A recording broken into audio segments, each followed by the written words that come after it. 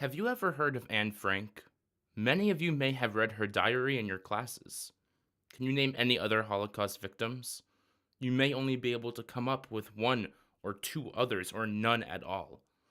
That's okay, but it is important to understand that not everyone experienced the Holocaust in the same way. The Holocaust is actually much more difficult to understand than you may think. There is no pure evil or pure good. There is no model savior, no single villain, no standard of victim experiences. Every single person experienced the Holocaust in vastly different ways. This makes studying the Holocaust difficult. To begin that process, it is important to look at different groups as well as certain places that are usually not studied. Many groups of people are completely neglected in the study of the Holocaust. Do we normally study women's experiences in the Holocaust? Did you know that non Jews were also murdered throughout Nazi territories? Were you aware that journeys to the camps on freight trains were just as brutal as the camps themselves? Or that victim suffering didn't stop after liberation with the creation of displaced persons camps? Or that children experienced the Holocaust in a vastly different way than their adult counterparts? Before this current semester, I wouldn't have known any of that. The course I am currently taking at college has really opened my eyes to just how complex victim experiences in the Holocaust were.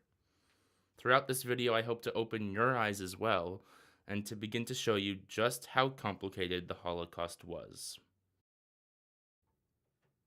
The experience of victims begins as early as their time in the ghettos. Victims of the Holocaust were forced into confined areas of towns and cities that were overpopulated with an extreme lack of basic human necessities like food, water, and hygiene. After spending time in these horrible conditions, many victims were sent to Nazi camps by train. The experiences that they had on these trains were a true turning point in their reality. People were forced into freight cars as if they were animals. These trains had no bathrooms, no airflow, and quickly became disease-ridden. There are common experiences between those who experienced transport on the freight cars. People were led to believe that deportation would bring survival, when in reality they were being brought to even worse conditions than they could have imagined. The conditions within the freight cars proved to be some of the most intense experiences within survivors' memories. Israel Gutman, who testified about his deportation to the concentration camp Majdanek, said, "I cannot state numbers. I can only say that it was actually impossible to stand up in a freight car. It was one block of human beings, and when members of families lost contact with one another in this dense crowd, they were unable to find one another again." Rena Galisson gives us a glimpse at the conditions during the transport. She explains that the cars were closed, and in each car there was a bucket to use as a toilet and a bucket of water. One bucket of water for all the people. We had to take turns going to the bathroom. It was very difficult.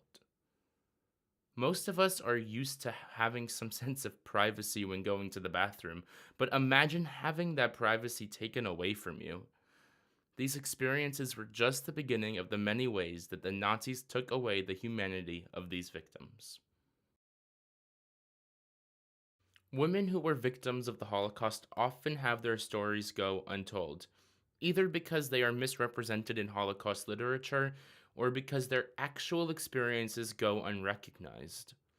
For decades following the Holocaust, it was assumed that women during the Holocaust acted in ways that we would have liked them to have acted. Historians claimed that during the Holocaust, women were motherly and nurturing. While some certainly acted in such ways, this is simplifying an all too complicated time in history. There are several circumstances that women who were victims of the Holocaust had to endure that men did not face. A survivor by the name of Jolie Z explained that when she was in Hamburg before being deported to Bergen-Belsen, she witnessed a woman who was pregnant give birth.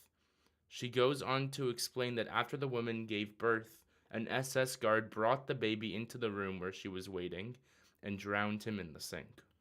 Many women were in situations that forced them to reject what they regarded as one of their natural roles as a result of their ordeals in the camps. When we introduced you to this video, we spoke briefly about the diary of Anne Frank. You may have read this book in your classes, but what do you know about the other children who were victims of the Holocaust?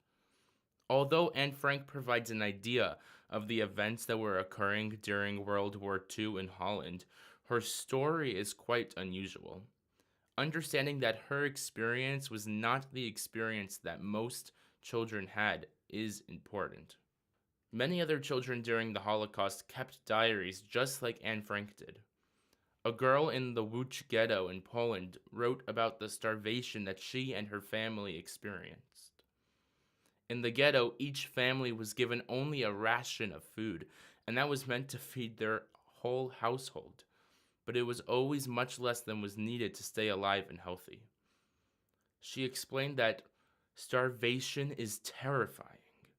People die like poisoned flies. Today, I got 1 kilogram of parsley. My father, brother, and I ate it raw. We live worse than animals.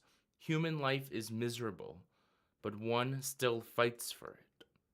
She also speaks of the deportations from the ghetto and says, "How can you be indifferent to so much suffering? How can you watch indifferently when they deport people you know?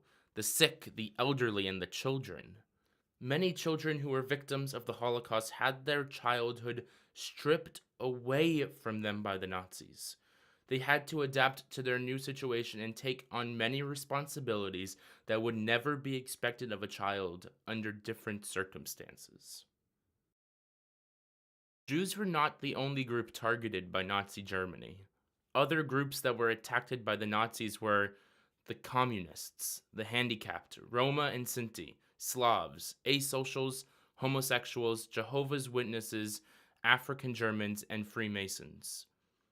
All these groups were persecuted differently, but all for the same basic reason, that they were different from the ideal German citizen. Let's look specifically at a couple non-Jewish groups. It was in fact the handicapped who were first systematically murdered by the Nazis. They were first due to the fact that many of those disabled were already separated from society. Another non-Jewish group that was targeted by the Nazis were the Roma and Sinti. Interestingly enough, these sometimes nomadic people were targeted for similar reasons as the Jews were. Both groups had a history of being accused of kidnapping. Both groups were blamed for disasters such as plagues and earthquakes, and both groups were accused of being involved in the crucifixion of Jesus. These two groups were persecuted for very similar reasons. While all the groups that the Nazis attacked were different, all had the same fateful death. Many people believe that after liberation, life became normal again for those who survived the Holocaust. Those who experienced liberation had a wide range of emotions. Some felt immense joy to finally be free, but that was not the case for all who were liberated. Prisoners in the camps had spent months, if not years, being treated like animals. Both the physical and mental status of those who had survived the camps was damaged by the horrors of everyday life in the camps. Some questioned why they had not done more to fight against the Nazi regime. Others questioned why they had survived, but their family and friends did not. The victims of the Holocaust also faced the challenge of yet again being displaced. They had survived being taken from their homes, placed into ghettos, and ultimately camps, but once they were liberated, they could not return to their original home. Many who survived and tried to return to their original homes were faced with hostility. The displaced persons camps were a place for temporary residence for those who could not return to their homes, but the conditions in these camps were still poor. The U.S. Commission of Immigration under President Truman was quoted saying, "We appear to be treating the Jews as the Nazis treated them, except we do not exterminate them." Although victims were free from the Nazis, many could not live freely again for years or decades to come. After liberation, the suffering of Nazi persecution was over, but a new type of suffering was only beginning. Now, try to revisit your assumptions before you watch this video. Think specifically of your assumptions about Holocaust victims. Who in your mind was the first victim you thought of? Was it a man? Was he Jewish? Was he an adult? Did you only imagine him during his time in a Nazi camp? Now, expand your thoughts a little bit and include some things that you have taken away from this video. Can you imagine how women might have acted during the Holocaust? Can you picture the brutality of the train journey to the camps themselves, or the desperation that was felt after the war and after being liberated while being stuck in displaced persons camps? Can you imagine how children and young adults like yourselves tried to grapple with the horrors that were happening to them and unfolding before their eyes? Can you begin to understand the atrocities that were committed against non-Jewish victims who, like their Jewish neighbors, were also attacked by the Nazis? It is okay to think of the typical victim as well, but spending time focusing on those who might not fit our assumptions is incredibly important, especially today. Rwanda, Bosnia, Darfur, these genocides have taken place in our modern day, on our watch, in a world where we imagine a typical Holocaust victim and say, never again, and yet people who don't fit our assumptions are persecuted every day. Now that we are all more aware of the complexity and diversity of victims and their experiences, it is our job to think about and help those today who don't appear to be victims of hate and oppression, and prevent horrors that were committed in the Holocaust from happening again.